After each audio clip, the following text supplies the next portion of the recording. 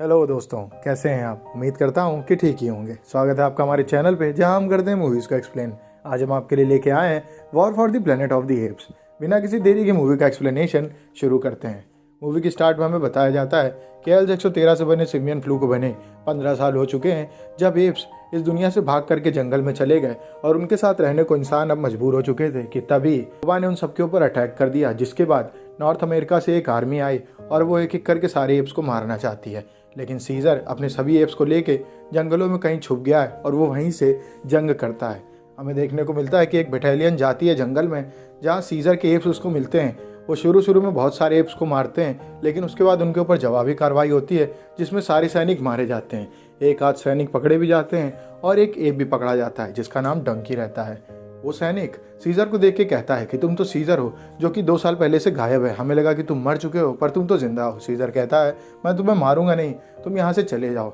इसके बाद वो देखता है कि वहाँ पे डंकी खड़ा है। डंकी असल में कोबा का दोस्त रहता है और वो अब कर्नल के लिए काम कर रहा है। डंकी कहता है मैं तुमसे डरता नहीं हूँ, पर इनका कर्नल बहुत ही सनकी आदमी है। वो एक एक करके तुम सबको मार देगा, जिस वजह से मैं उसके साथ काम करता हूँ। इसके बाद वो विंटर से कहता है कि डंकी को केज में ले जाओ और इन सबको घोड़ों में बैठा के छोड़ दो। उन सबको घोड़ों में बैठा के छोड़ देता है। वहीं दूसरी ओर डंकी भी विंटर को मार के भाग जाता है। विंटर ये बात बताता है कि जिसके बाद 63 लोगों की लाशों को वो लोग झरने में बहा देते हैं। यहाँ पे ब्लू आइज रॉकेट के साथ आता है। उन लोगों ने एक सेफ प्लेस को ढूंढ लिया होता है जो कि रेगिस्तान के पार होती है और उनका ये कहना है कि वहाँ पे कोई भी इंसान जा नहीं पाएगा, जिस वजह से वहाँ पे सारे एप्स का रहना काफ़ी आसान रहेगा। विंटर कहता है अभी रात को ही हम लोग यहाँ से निकल पड़ते हैं। सीजर उसे कहता है कि अगर हम अभी जाएंगे तो हमें खतरा पड़ सकता है। रॉकेट और ब्लू आइज एक दो एप हैं, इस वजह से उनको वो लोग देख नहीं पाए, लेकिन हम लोग पूरा झुंड है और अगर जल्दबाजी में हम यहाँ से निकले तो हमारे ऊपर हमला हो सकता है और सारा का सारा झुंड मारा जा सकता है। सीजर रात को अपने परिवार के साथ सो रहा होता है। सारा का सारा कबीला सो रहा होता है कि तभी सीजर ही देखता है कि एक लेजर लाइट उसके पास आ रही है। वो भाग के नीचे जाता है सबको जगाने के लिए और वो ब्लू आइज से कह देता है कि कोई भी यहाँ पे आए तो अपनी माँ और अपने भाई को बचा करके रखना। हमें देखने को मिलता है कि काफ़ी सैनिक वहाँ अटैक कर देते हैं। ब्लू आइज उन सभी सोल्जर्स को एक एक करके मारता है, लेकिन तभी उसके ऊपर कोई गन पॉइंट करता है और गन चलने की आवाज़ आती है। वहीं सीजर नीचे जाता है जहाँ पे वो देखता है कि सारे सोल्जर्स वहाँ से भाग चुके हैं और एक सोल्जर की वॉकी टाकी से आवाज़ आ रही है कि हमने उनके लीडर को मार दिया है, अब हमारा यहाँ पे कोई काम नहीं है। सीजर भाग के ऊपर जाता है जहाँ पे वो देखता है कि उसकी बीवी और ब्लू आइज को मार दिया गया है। वो भाग के अटैक कर देता है कर्नल के ऊपर, लेकिन कर्नल रोप काट देता है और वहाँ से चला जाता है। सीजर पानी में गिरता है। उसके बाद वो वापस अपने कबीले में आता है जहाँ पे अपनी बीवी और अपने बच्चे की लाश को देख करके काफ़ी दुखी रहता है। उसको ये लगता है कि उसका छोटा बेटा भी मार दिया गया है, लेकिन वो पीछे छुपा रहता है जो कि उसको देख करके रोने लगता है। इसके बाद सीजर के पास कोई चारा नहीं रहता है। वो अपने कबीले से कहता है कि रास्ता ढूंढ के यहाँ से निकलो, मैं जा करके उनके कर्नल को मार दूंगा। जैसे ही मैं उसको मार दूंगा वो लोग मेरे पीछे पड़ जाएंगे और तुम्हारे लिए वही सुनहरा मौका होगा यहाँ से भागने का। सीजर अकेला निकल जाता है, जहाँ पे थोड़ी देर बाद वो देखता है उसके पीछे मॉरिस, डॉकी और रॉकेट भी आते हैं। वो लोग कहते हैं हम तुम्हारे साथ चलेंगे और तुम्हें हमारी बात को काटने का कोई हक नहीं है क्योंकि हम तुम्हारे दोस्त हैं। वो लोग आगे जाते हैं जहाँ एक बस्ती होती है। वहाँ पे एक आदमी खड़ा रहता है, वो लोगों के ऊपर गन पॉइंट कर देता है, लेकिन सीजर इतने आक्रोश में होता है कि उसको बिना कुछ बोले ही गोली मार देता है। उसके बाद वो लोग आगे एक घर में जाते हैं तलाशी लेने, जहाँ उन्हें एक लड़की मिलती है जिसकी नाक से खून निकल रहा होता है। वो असल में सिमियन फ्लू से ग्रसित रहती है। उसको देखने के बाद मॉरिस कहता है हम इसको अकेले यहाँ पे नहीं छोड़ सकते हैं। सीजर कहता है तुम्हें पता है हम इसको अपने साथ कबीले में भी नहीं ले जा सकते हैं, लेकिन मॉरिस कहता है हम इसे छोड़ भी तो नहीं सकते हैं। जिसके बाद वो लोग उसको ले करके वहाँ से चल देते हैं।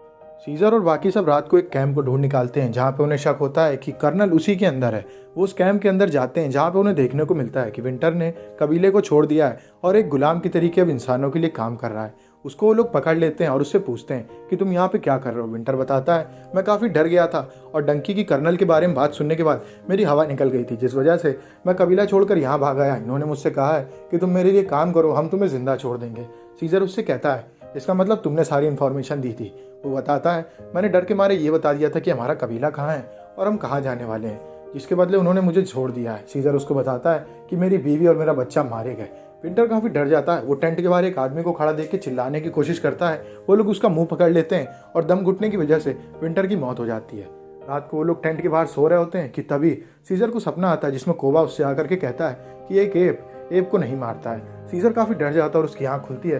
उसके सामने मॉरिस होता है। मॉरिस उसको बताता है कि वो सारे सोल्जर्स यहाँ से कहीं जा रहे हैं और वो ज़रूर कर्नल के पास जा रहे होंगे। वहाँ आगे जाने के बाद उन्हें एक खंबा मिलता है जिसके नीचे 3 लोग खड़े होते हैं। असल में ये 3 वो लोग होते हैं जिनको सीजर ने छोड़ा होता है। सीजर देखता है कि उनमें से एक जिंदा है और उन सबकी नाक से खून निकल रहा है। वो गोली मार के उसको चैन की नींद सुला देता है और जिसके बाद ऊपर देखता है तो वहाँ से उसको एक टावर दिखता है और वहाँ पे कैंप भी रहता है। सीजर और बाकी सब वहाँ जाने के प्लान बनाते हैं, लेकिन तभी उनका घोड़ा चोरी हो जाता है और ये कोई घोड़ा चुरा के भाग रहा होता है। सीजर और बाकी सब उसके पीछे लग जाते हैं। वो एक घर में जाके छुप जाता है और गन फेंक देता है। वो हाथ खड़े करके आता है। असल में एक बूढ़ा चिंप होता है जो कि अपने झुंड से सालों पहले बिछड़ गया था और वो चोरी कर करके जीता है। वो बताता है कि मैं वहाँ नहीं जाऊँगा, मैंने वो जगह देखी है जहाँ पे खूब सारे जानवर हैं और उनको रखा गया है। सीजर कहता है प्लीज़ हमें वहाँ पर ले चलो, हो सकता है कि कर्नल भी वहीं पे हो, हम उसको मार भी देंगे और वहाँ से सारे चिम्प्स को छुड़ा भी लाएंगे। वो बंदर उनकी बात नहीं मानता है और वो सोने चला जाता है। रात को सीजर से वो बात करते हुए कहता है कि मेरा बेटा भी वहाँ हो सकता है ना। सीजर कहता है मैं तुम्हारे बेटे को छुड़वा दूंगा, बस तुम्हें मेरी हेल्प करनी होगी। जिसके बाद वो हेल्प करने को तैयार हो जाता है। अगले दिन वो लोग निकल पड़ते हैं। वहाँ जाने के बाद हम देखते हैं कि सीजर और डॉकी आगे जाते हैं और वहीं पे आ जाते हैं दो सोल्जर्स और उनके ऊपर अटैक कर देते हैं। डॉकी सीजर को बचाने के चक्कर में घायल हो जाता है और उसकी मौत हो जाती है। जिसके बाद सीजर काफ़ी दुखी हो जाता है और वो मॉरिस और रॉकेट से कहता है इस बच्ची को लेकर के और इस बूढ़े को लेकर के यहाँ से निकल जाओ, मैं नहीं चाहता कि मेरे वजह से तुम लोग मारे जाओ। वो चिल्ला करके वहाँ से चला जाता है। जिसके बाद मॉरिस उसे कहता है तुम अब कोबा की तरीके बिहेव कर रहे हो। वो कहता है ऐसा कुछ भी नहीं है और वो चिल्ला के आगे निकल जाता है, जहाँ पे वो देखता है रात को कि कैंप के पास उसके चिम्प्स गड़े हुए हैं और वो सब जिंदा ही लटका दिए गए। उनमें से एक को खोलता है और उससे बात करता है। उससे बोलता है क्या हुआ। वो उसको बताता है कि हम सब एक जगह सेफ छुपे हुए थे, अचानक पता नहीं कहाँ से इन्होंने अटैक किया, हमें लगा कि मार देंगे, लेकिन इनके कर्नल ने कहा हम इनको मारेंगे नहीं, हम इनको काम करवाने के लिए रखेंगे। और वो हमें यहाँ पकड़ के ले आया। जो चिम्प्स ने उसका विरोध किया उनको उसने यहाँ पे टांग दिया है, जैसे कि मैं और बाकी सब। ये बोलते हुए उसकी मौत हो जाती है। सीजर देखता है कि वहाँ पे उसका पूरा कबीला है और उसको कैद कर लिया गया है। सीजर बस उससे पूछता ही है कि मेरा बेटा कहाँ है, तभी पीछे से डंकी आता है और उसके ऊपर अटैक कर देता है। सीजर बेहोश हो जाता है। उसकी आँख खुलती है। उसके सामने वो सोल्जर होता है जिसको उसने छोड़ दिया होता है और वहीं पर खड़ा होता है कर्नल। कर्नल के ऊपर सीजर अटैक करने को चलता है, लेकिन डंकी उसको पकड़ लेता है। कर्नल उसको लेके नीचे जाता है और दिखाता है कि कैसे उसका पूरा कबीला अब उसके चंगुल में है। कर्नल उसको उन लोगों के बीच में छोड़ देता है जहां अब वो लोग उसकी इज्जत नहीं कर रहे हैं और उसके ऊपर गुस्सा आ रहे हैं कि उसकी वजह से वो सब पकड़े गए। अगले दिन सीजर देखता है कि उन सबसे एक दीवार बनवाई जा रही है। सीजर कहता है अगर तुम इनमें से किसी को मारोगे तो मैं काम नहीं करूंगा और हम लोग भी काम नहीं करेंगे।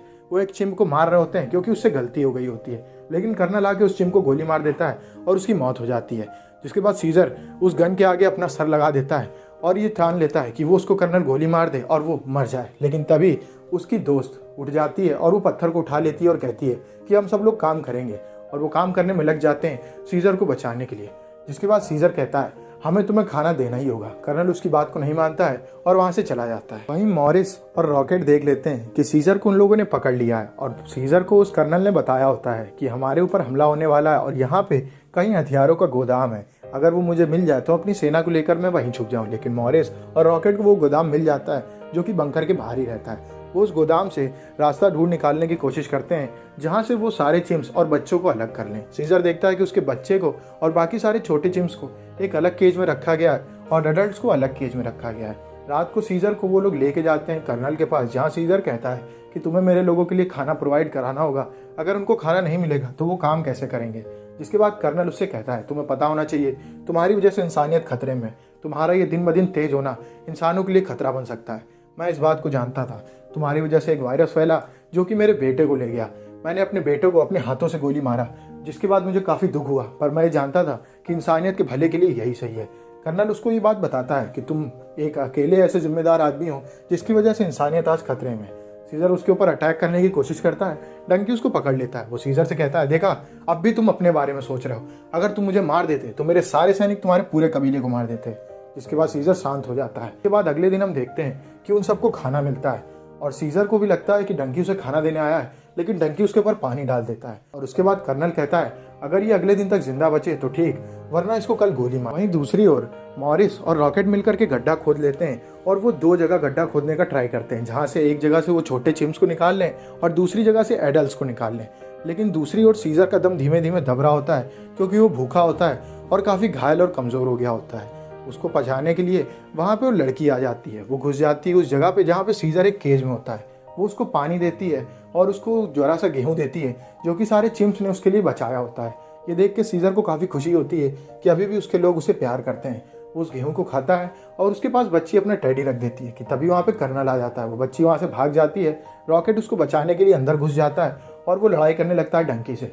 रॉकेट को लोग कैद कर देते हैं। वो बच्ची वहाँ से भाग जाती है मॉरिस के पास। दूसरी ओर मॉरिस और वो बूढ़ा चिंप लगे रहते हैं गड्ढा खोदने में, जिसके बाद रॉकेट को थोड़ी मार पड़ती है और उसको लोग सारे एडल्ट के बीच में बंद कर देते हैं। रॉकेट उठ के सीजर को बताता है कि मैं ठीक हूँ, डरने की जरूरत नहीं है। सीजर प्लान बनाता है कि हम गड्ढा खोदते रहेंगे और दूसरी ओर हमें काम भी करना होगा ताकि उन्हें हमारे ऊपर शक ना हो और हम भागने में सफल रहें। कर्नल जब ये देखता है कि सीजर की हालत अभी बिगड़े नहीं है तो उसको गोली मारने की जगह उससे काम करवाने का डिसाइड करता है। सीजर अब काम करने में लग जाता है ताकि कर्नल को शक ना हो कि इनका कबीला कुछ और ट्राई करने की कोशिश कर रहा है। पर सीजर को ही पता चल जाता है कि दीवार वो इस वजह से बनवा रहा है क्योंकि उसके ऊपर अटैक होने वाला है और वो इस समय सबके खिलाफ जाकर के इंसानों को और सभी पीड़ित लोगों को मार रहा है। कर्नल उससे कहता है इसकी तुम्हें टेंशन लेने की जरूरत नहीं है, मैंने जो सोचा था तुम मुझसे ज़्यादा माइंडेड निकले, तुम्हें ज़्यादा जानने की जरूरत नहीं है, तुम्हारा काम सिर्फ दीवार बनाना है, दीवार बनाओ और हमारे लिए काम करो। मुझे उन सबको मारना होगा जिनको सिमियन फ्लू है ताकि इंसानियत बची रहे। मैं इंसानियत को बचाने के लिए कुछ भी कर सकता हूँ, फिर चाहे कोई भी गवर्नमेंट आए और कोई भी आए। ये मेरे आदमी है और ये मेरे लिए मर मिटने को तैयार है। सारा काम सही चल रहा होता है कि तभी मॉरिस देखता है कि जिस तरफ उसने बच्चे को निकलने के लिए गड्ढा किया है वहाँ पे पानी भरा हुआ है, जिसके बाद मॉरिस उस चैनल को बंद कर देता है। वो बताता है कि एडल्ट्स वाला गड्ढा तो ठीक है पर दूसरी तरफ हम गड्ढा नहीं कर पाएंगे जिससे कि हम बच्चों को बचा सकें। उससे सीजर कहता है कि तुम्हें डरने की टेंशन नहीं है, हम दूसरा प्लान बनाएंगे। वो एक प्लान बनाते हैं जिसमें एक सोल्जर उनके पास आता है और वो उसके ऊपर गोबर फेंकते हैं। वो सोल्जर केज के अंदर घुस जाता है, जिसके बाद वो लोग उस सोल्जर को दबा देते हैं और उससे चाबी ले लेते हैं। इसके बाद वो लोग जाते हैं बच्चे वाले केज में और चाबी खोल के सारे बच्चों को वहाँ से निकाल लेते हैं तार के थ्रू। वो सभी बच्चे तार चढ़ चढ़ के एडल्ट वाले गड्ढे के पास जाते हैं और एक एक करके वो सब वहाँ से निकल जाते हैं। सारे एडल्ट वहाँ से भाग ही रहे होते हैं कि तभी वहाँ पे अटैक कर देती है दूसरी सेना। कर्नल की फौज लड़ने को तैयार हो जाती है। तभी कर्नल का आदमी देखता है कि सारे चिम्स और बच्चे यहाँ से गायब हो चुके हैं और वो आखिर गए कहाँ पे। वहीं दूसरी ओर सीजर गन उठाता है और वो निकल जाता है कर्नल को मारने के लिए।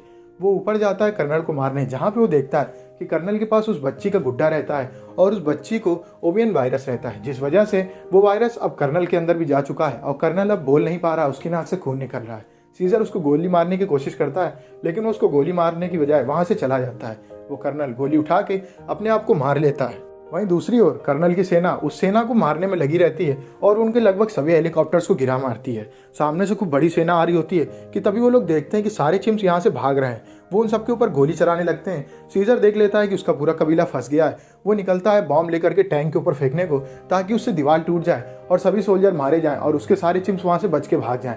तभी उसके ऊपर एक तीर चल जाता है और वो गिर जाता है। उसके ऊपर एक सोल्जर आके तीर को चढ़ा ही रहा होता है ताकि वो सीजर को मार दे। डंकी सब देख लेता है कि कैसे सीजर अपने लोगों को बचाने के लिए अपनी जान की परवाह भी नहीं कर रहा है। वो सोल्जर के ऊपर बम मारता है और उसकी मौत हो जाती है, जिसके बाद डंकी को भी एक सोल्जर मार देता है और सीजर बॉम्ब फेंक करके वहाँ से भाग जाता है। दीवार ब्लास्ट हो जाती है, जिसके बाद सारे सोल्जर्स दब जाते हैं। सीजर वहाँ से आगे निकल जाता है और वो देखता है कि उसके सारे सोल्जर्स बच चुके हैं और सारे के सारे चिम्स वहाँ से निकल गए। तभी हम देखते हैं कि सामने से भूस्खलन होता है, जिसके बाद सीजर भाग करके जाता है और पेड़ को पकड़ लेता है। बर्फ चारों तरफ आ जाती है लेकिन सीजर और उसका पूरा कबीला बच जाता है। सीजर वहाँ से आगे निकल के जाता है उस सेफ प्लेस में जिसको कि ब्लू आइज और रॉकेट ने ढूंढा होता है। वहाँ पहुँचने के बाद सीजर मॉरिस से बात करता है और कहता है कि देखो मुझे बहुत भयंकर चोट लगी है। मॉरिस जान जाता है कि सीजर अब बचेगा नहीं। वो कहता है तुमने हमें बताया क्यों नहीं। सीजर कहता है अब एप्स मेरे बिना भी जिंदा रह चुके हैं तो मुझे कोई टेंशन लेने की जरूरत नहीं है। और बात करते करते सीजर की मौत हो जाती है, जिसके बाद सारे चिम्स दुखी हो जाते हैं और अब एक नए युग का शुरू हो जाता है। मूवी यहीं पर खत्म हो जाती है। अगर आपको वीडियो अच्छी लगी तो वीडियो को लाइक करें, चैनल को सब्सक्राइब करें। मिलते हैं आपसे नेक्स्ट वीडियो में, तब तक के लिए stay safe, stay healthy, bye bye.